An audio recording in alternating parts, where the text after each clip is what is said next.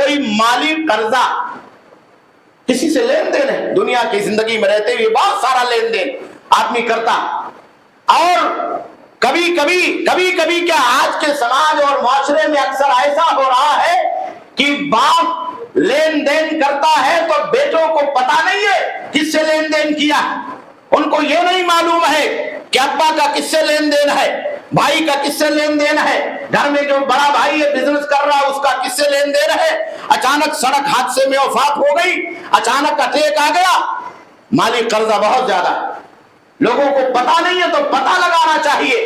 اللہ کے نبی جناب محمد رسول اللہ صلی اللہ علیہ وسلم نے اس سلسلے میں بہت شدید وعید سنائی۔ آپ کے پاس جنازہ لایا جاتا تو آپ پہلے پوچھتے کیا اس آدمی کے پاس مال ہے؟ ہاں کچھ مال ہے، کچھ قرضہ تو نہیں ہے؟ کہاں قرضہ ہے، تو جوڑتے گھٹاتے کہ اس مال سے قرضہ پورا ہو جائے گا، تب نماز جنازہ پڑھاتے۔ ایک صحابی کا جنازہ لایا گیا، اللہ کے نبی صلی اللہ علیہ وسلم کے پاس پوچھا تو کہا اس کے پاس کوئی مال نہیں، کہا قرضہ، کہا کچھ قرضہ ہے؟ تو اللہ کے نبی صلی اللہ علیہ وسلم نے صحابہ کرام سے کہا کہ اس کی نماز جنازہ آپ لوگ پڑھ لیں، میں نہیں پڑھاؤں گا۔ لوگوں کے مال کو تلف کرنا قرضے کے ذریعے سے یہ شرعی طور پر بہت بڑا ظلم ہے، بہت بڑا ظلم ہے۔ تو کہا اگر قرضہ باپ چھوڑ کر کے یا قریبی رشتہ دار مر کر کے جاتا ہے تو اگر لوگوں کے پاس دینے کے لیے کیپیسٹی نہیں ہے تو اس کی جائیداد میں سے پہلے قرضہ ادا کیا جائے گا، پھر مال تقسیم کیا جائے گا۔ ہمارے یہاں سب تقسیم کر لیتے، قرض کا پتہ ہی نہیں، اس کا کوئی حساب و کتاب نہیں، جو لیا ہے وہی جانے۔ وہ آدمی اچانک چلا گیا، اس نے کسی کو بتایا نہیں، ڈائری میں کوئی نوٹ نہیں ہے، مانگنے والے کھڑے ہیں اور لوگ یہ کہہ رہے ہیں کہ ہم کو پتا نہیں۔ آپ یہ سوچئے۔ تو اللہ کے نبی صلی اللہ علیہ وسلم نے کہا کہ میں نماز جنازہ نہیں پڑھاؤں گا۔ تو ایک صحابی کھڑے ہوئے، کہا حضرت ابو قتادہ رضی اللہ عنہ، اللہ کے نبی صلی اللہ علیہ وسلم جنازہ حاضر ہے، بیچارے کے پاس پیسہ نہیں ہے تو کیا ہوگا، میں دے دیتا، میں اس کے قرض کی ذمہ داری لیتا۔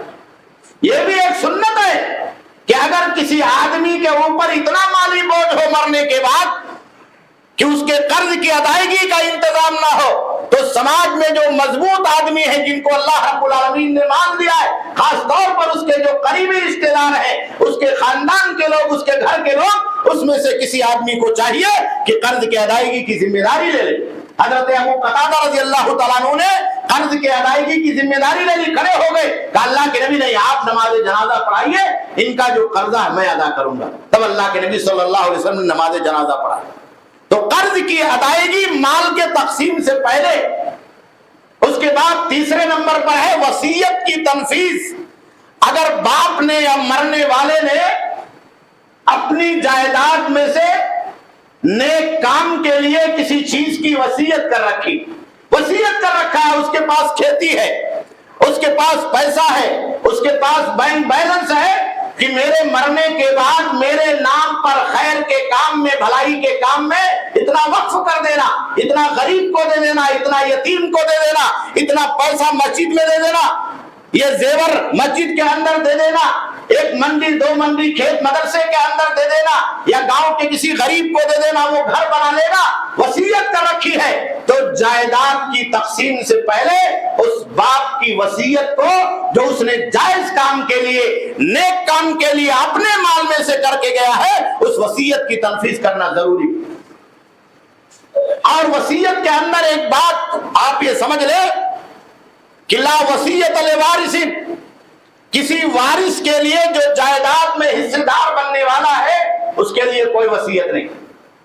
اگر کسی باپ نے مرنے سے پہلے اپنے بیٹوں یا بیٹیوں میں سے یا اپنی بیوی کے لیے کوئی الگ سے وصیت کر رکھی ہے کہ اس کو اتنا دے دینا، تو وصیت باطل ہے، وہ نافذ نہیں ہوگی، کیونکہ یہ جائیداد کے وارث ہیں، ان کو آلریڈی حصہ ملنا، جو حصے دار ہیں، حصہ پانے والے ہیں، ان کو الگ سے اپنی طرف سے کوئی حصہ دینا یہ شرعی طور پر جائز اور درست نہیں ہے۔ اور اگر وصیت کر کے کوئی باپ گیا ہے تو یہ وصیت شرعی اعتبار سے باطل ہوگی، یہ جائز نہیں۔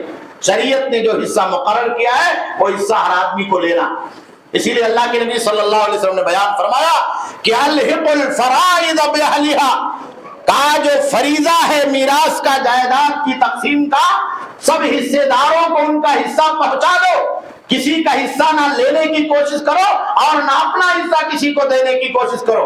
جو حصہ اللہ نے مقرر کیا ہے تمہارے لیے، اور جو حصہ مقرر کیا ہے دوسروں کے لیے، جو حصہ مقرر ہے مردوں کے لیے، جو حصہ مقرر ہے عورتوں کے لیے، جو حصہ مقرر ہے بیٹوں کے لیے، جو حصہ مقرر ہے بیٹیوں کے لیے، جو حصہ مقرر ہے گھر میں ماں کے لیے اور بیوی کے لیے، اور اس کے مقابل میں شوہر اور باپ کے لیے، تو سب کو سب کا حصہ پہنچا دو۔ یہی انصاف، یہی اسلام کا انصاف ہے۔ مسلمانوں کو اللہ رب العالمین نے اسی بات کی تعلیم دی۔ اور وصیت کے اندر دوسری چیز یہ ہے کہ کبھی ایسا ہوتا ہے کہ ایک باپ کی کئی اولاد ہوتی، باپ کی زندگی میں کسی جوان بیٹے کا شادی کے بعد انتقال ہو جاتا ہے، باپ موجود ہے ابھی، بیٹے کا انتقال ہو گیا، بہو بیوہ ہو گئی، بچے ہیں اس کے پاس۔ شرعی اعتبار سے جو آدمی باپ کی موجودگی میں جو جائیداد چھوڑ کر جانے والا ہے، اس کی زندگی میں کسی کا انتقال ہو گیا تو انتقال ہو جانے والے آدمی کا حصہ نہیں، جو زندہ ہے ان کو حصہ ملے گا۔ اب ظاہر سی بات ہے، وہ تو بیٹا، اس کی اولاد ہے، اس کی بیوی چھوڑ کر کے گیا، ان کی زندگی کا گزر بسر کیسے ہوگا؟ جس کو کہا جاتا ہے کہ پوتوں کا دادا کی جائیداد میں کیا حصہ ہو، تو یہ پوتے وہی ہیں جن کے باپ کا انتقال ہوا، دادا موجود ہے، تو یہاں وصیت ہے۔ یہ بھی اسلام کا نظام احسان ہے۔ اللہ کے نبی صلی اللہ علیہ وسلم نے یہاں دادا کو ذمہ داری دی ہے، دادا کو ذمہ داری دی ہے کہ اپنے پوتوں کے ساتھ احسان کا معاملہ کرے، نیکی کا معاملہ کرے۔ اس کو یہ معلوم ہے کہ جوان سال بیٹا ان کی زندگی میں چلا گیا ہے، اپنے بیوی اور بچوں کو چھوڑ کر کے، اور اس کے مرنے کے بعد اس کی جو اولادیں ہیں وہ جائیداد کو تقسیم کر لیں گی، اور شرعی اعتبار سے اس پوتے کو اور پوتیوں کو جائیداد میں کوئی حصہ ملنے والا نہیں ہے۔ تو دادا کی ذمہ داری ہے کہ ایسے وقت میں اپنے پاور کا استعمال کرے۔ اسلام نے اس کو حق الوصیہ دیا، وصیت کا پاور دیا۔ آپ 1/3 جائیداد کی وصیت اپنے پوتوں کے لیے کر سکتے ہیں، اور یہ اسلام کی تعلیم ہے۔ ظاہر سی بات ہے، وصیت جو اللہ کے نبی صلی اللہ علیہ وسلم نے خیر کے کاموں میں کرنے کا حکم دیا ہے، اس سے بڑا خیر کا کام کون سا ہوگا اس دادا کے لیے کہ وہ اپنی جائیداد میں اپنے بیٹے کے مر جانے کے بعد اپنے پوتوں کے لیے وصیت کر کے جاتا ہے۔ یہ بہت بڑا نیکی کا کام۔ بہت سارے لوگ کنفیوز ہو جاتے ہیں کہ حصہ نہیں ملے گا۔ میرے بھائیو، دادا زندہ ہے تو اس کی ذمہ داری ہے کہ بیٹے کے مر جانے کے بعد پوتوں کے لیے وصیت کر کے چھوڑے، اس سے پہلے کہ لوگ اس کی جائیداد کو تقسیم کر لیں۔ تو 1/3 کی وصیت کرنا اس کے لیے جائز۔ اللہ کے نبی صلی اللہ علیہ وسلم نے پورے جائیداد کے 1/3 حصے تک وصیت کرنے کی ترغیب دی ہے، اور وصیت کرنے کو جائز قرار دیا۔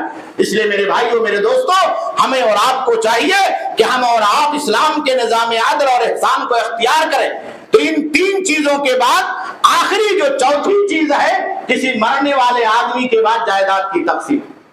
پہلے کفن دفن کا انتظام، خرچہ، اس کی جائیداد میں سے اگر کوئی ذمہ داری نہیں لیتا ہے، پھر قرض کا انتظام، قرض کو ادا کیا جائے گا اگر کوئی ذمہ داری نہیں لیتا ہے، پھر وصیت کی تنفیذ، جو بھی وصیت کر رکھا ہے اس مال میں سے مائنس کیا جائے گا، پھر اس کے بعد جو بچے گا اس کو شریعت کے نظام کے مطابق مردوں اور عورتوں کے درمیان، بیٹوں اور بیٹیوں کے درمیان، لڑکوں اور لڑکیوں کے درمیان، شوہر اور بیوی کے درمیان، ماں اور باپ کے درمیان جو بھی زندہ ہے اس میں سے اسلام کے نظام کے مطابق تقسیم کیا جائے۔ یہ شریعت کا پورا نظام میراث ہے اور نظام فرائض ہے جو اللہ رب العالمین نے سورہ نساء کے اندر بیان فرمایا۔ ہمارے یہاں کیا ہے، لوگ بیٹھ کر کے بند کمرے میں جائیداد تقسیم کر لیتے، بیٹے بھائی تقسیم کر لیتے، بیٹے اور بھائی تقسیم کر لیتے۔ ایک آدمی آئے میرے پاس فتویٰ لینے کے لیے، بہت سال پہلے کا واقعہ ہے، تو 4-5 بھائی تھے، ان لوگوں نے آپس میں تقسیم کیا، تو ایک کو ایسا لگا کہ مجھے کم ملا، تو کہا میں شریعت کے حساب سے تقسیم کراؤں گا۔ تو آئے یہاں مدرسے میں، میں نے صرف اتنا پوچھا تھا کہ آپ کے پاس کوئی بہن بھی؟ کہا بہن تو، کہا میں نے بہن کو بلایا جائیداد کے لیے؟ کہا نہیں بلایا، ہم نے تو آپس میں بانٹ لیا۔ تو کہا آپ شریعت کے اعتبار سے فتویٰ لینے کے لیے آئے ہیں تو آپ بھائیوں کا بھی حصہ ہوگا اور بہنوں کا بھی اس میں حصہ ہوگا. اللہ کی قسم وہ اٹھ کر کے چلے گئے, کہا جاتا ہوں مشورہ کر کے آتا ہوں, آج تک لوٹ کر کے نہیں آئے. 14-15 سال ہو گئے, کبھی لوٹ کر کے نہیں آئے. آپ دیکھیے اس طرح کا ظلم. اپنا حق لینا ہے تو فتویٰ لینے کے لیے آ گئے, اور جب دوسرے کے حق کو دینے کی بات آئی, بیٹیوں اور بہنوں کے حق کی خالی بات آئی, تو بات چلے گئے. مسئلہ نہیں پوچھنا, کہا چلو ابھی تو اور کم ہو جائے گا, اگر بہنوں کو بلائیں گے تو حصہ اور کم ہو جائے گا. بھائیوں نے آپس میں بانٹ کے مجھے کم دیا ہے تو کہہ رہے بہن کو بھی دینا. تو میرے بھائیوں, روزی دینے والا اللہ ہے, برکت دینے والا اللہ ہے, رزق کا مالک اللہ ہے. آپ اپنے ذہن و دماغ کے اندر یہ بات رکھیں ایک مومن کی حیثیت سے, دنیا کی زندگی کے اندر تو کبھی ناکام نہیں ہوں گے. اور یہ اپنے سامنے رکھ کر کے کسی کا حق آپ کے اوپر ہے اور کسی کا لین دین ہے, مر جانے کے بعد کوئی مسئلہ ہے تو تمام چیزوں کو شریعت کے اعتبار سے آپ انجام دے لیں. اسی میں مسلم سماج کے لیے خیر ہے, ہمارے اور آپ کے لیے خیر اور بھلائی ہے. کسی کا حصہ لینے سے اور کسی کا حصہ دینے سے ہمیں اور آپ کو اس دنیا کے اندر کوئی فرق نہیں پڑتا. اللہ برکت دینے والا ہے, اللہ رب العالمین روزی رسا ہے, اللہ سارے لوگوں کو روزی پہنچائے گا. اللہ رب العالمین سے دعا ہے کہ اللہ رب العالمین ہم تمام لوگوں کو اسلام کے نظام میراث پر چلنے کی سعادت اور توفیق عطا فرما. اللہ رب العالمین ہمارے ایمان کی حفاظت فرما. جو رسم بد ہے اللہ رب العالمین تو اس کا خاتمہ فرما. بارالہ دنیا کے کونے میں جہاں بھی مسلمان بھائی مظلوم اور مقہور ہے, اللہ رب العالمین تو ان کی مدد فرما. اللہ رب العالمین قبلہ اول بیت المقدس کی حفاظت فرما. اللہ رب العالمین حرمین شریفین کی حفاظت فرما. اللہ رب العالمین ہم تمام لوگوں کو دنیا کی زندگی میں ایمان پر چلنے کی سعادت عطا فرما. خاتمہ ہو اسی ایمان پر ہو, کلمہ لا الہ الا اللہ محمد رسول اللہ صلی اللہ علیہ وسلم پر ہو. ربنا تقبل منا انک انت السمیع